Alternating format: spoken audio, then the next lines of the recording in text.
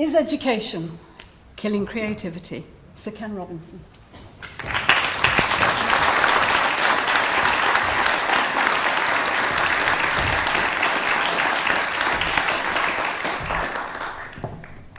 Yes. Any questions? I was born in 1950. Now, let me say immediately that I know you don't believe that. I feel the incredulity sweeping towards me. How can this be, you are thinking? He is so boyish. I understand that. But I live in Los Angeles now, in California. So there. And you don't. And I've had work done. You know, very little of this is original. But I've been around long enough, truthfully, to have seen this wheel keep coming round. What happens from time to time is that politicians of all parties, and by the way, I hate to say, I'm not making a party political argument of any sort here, but politicians of all parties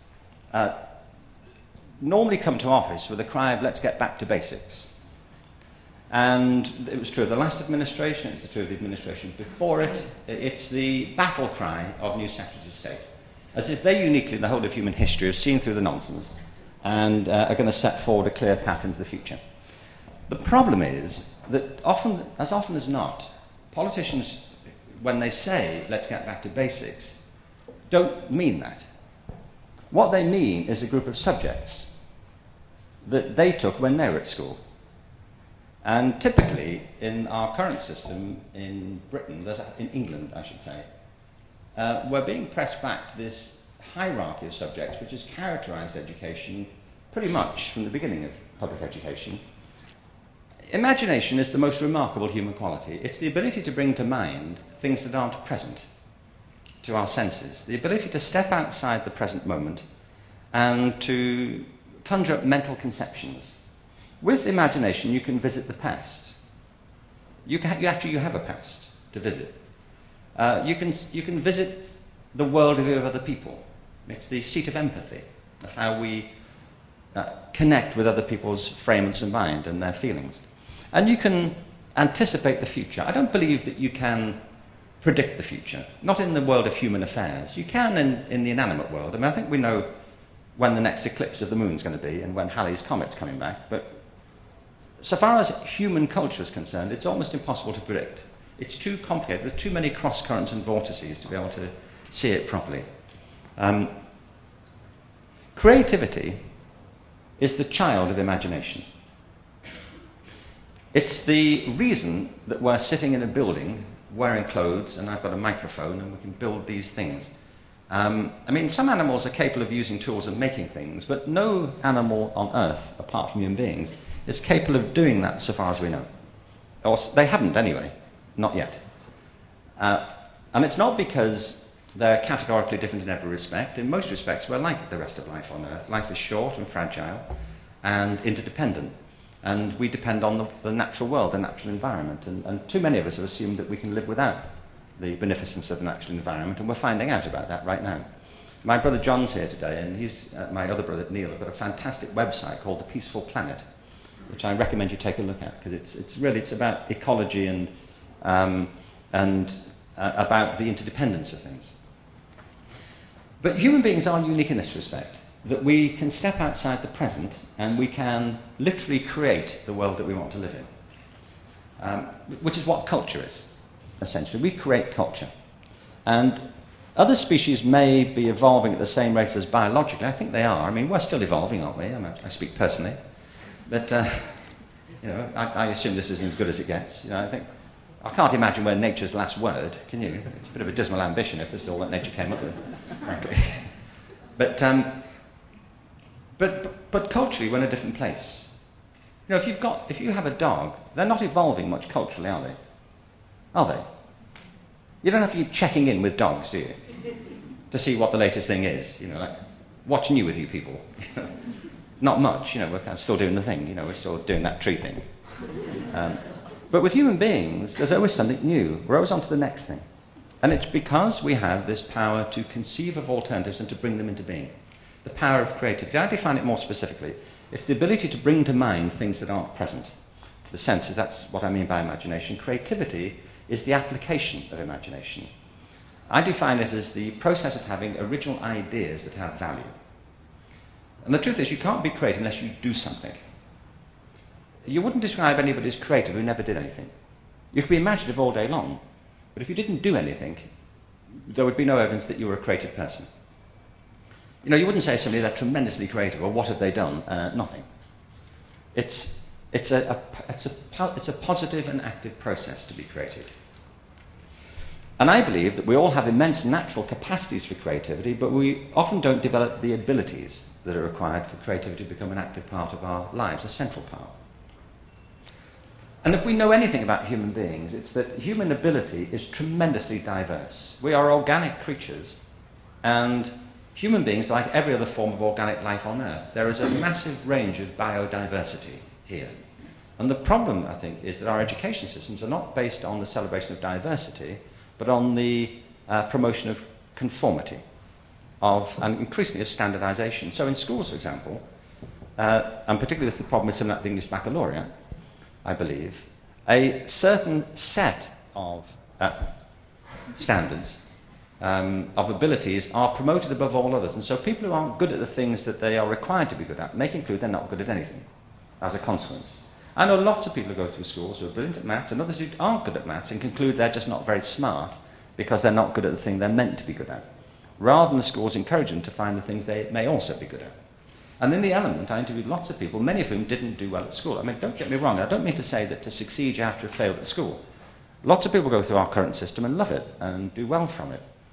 I was doing a radio interview the other day, and one of the things I have to say that I found disappointing was when the Secretary of State pointed out that of the 600,000 children in school who start school, 80,000 of them each year are on school meals, you know, free school meals. So they're coming from relatively low-income backgrounds for no fault of theirs or anybody else's, very probably.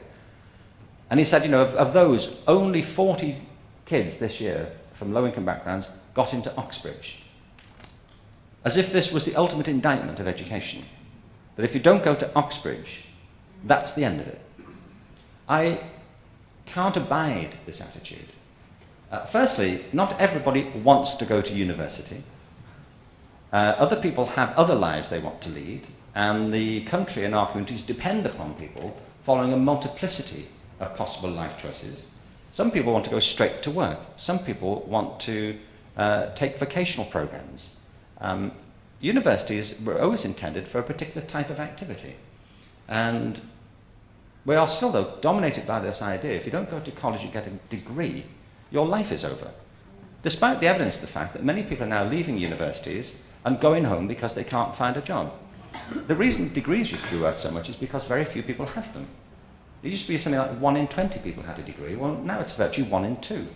So the currency value has plummeted. But somewhere in the current political programme is the view that the ultimate aim of going to school is to go to university. And it sends a message to people who don't want to go, or who don't want to go now, or for whatever reason find themselves not able to go, that they are also rounds in education. That only 40 people from low-income families of the 80,000 went to Oxbridge. So if you start from the premise that going to university is the name of the game, then of course you say, well, these are the 2 top universities, so we all have to go there.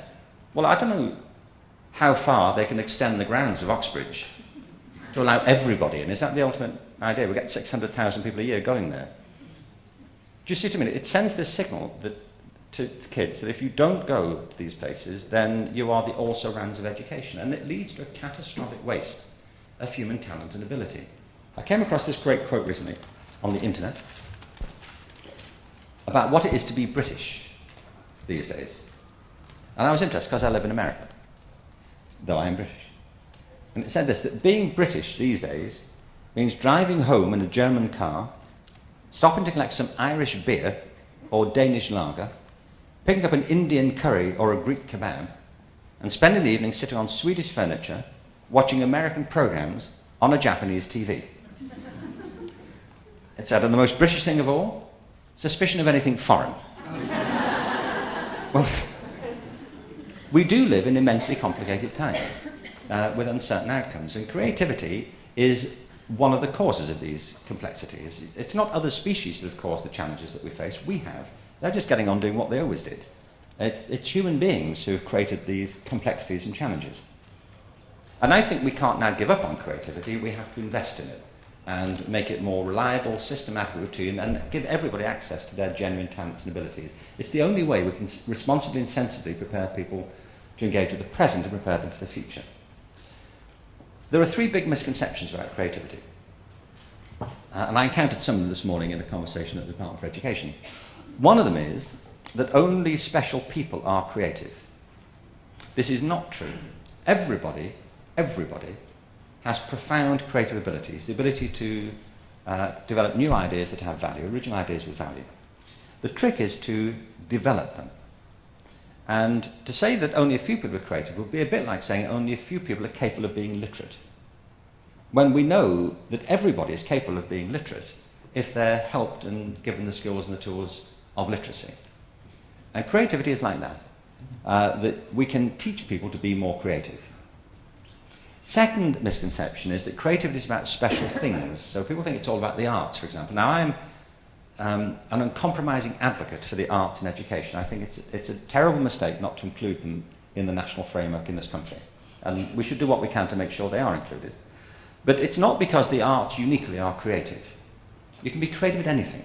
You can be creative at science, at mathematics, at technology, at building things, at the way you approach history, and of course in music and drama and other arts practices, including dance and literature.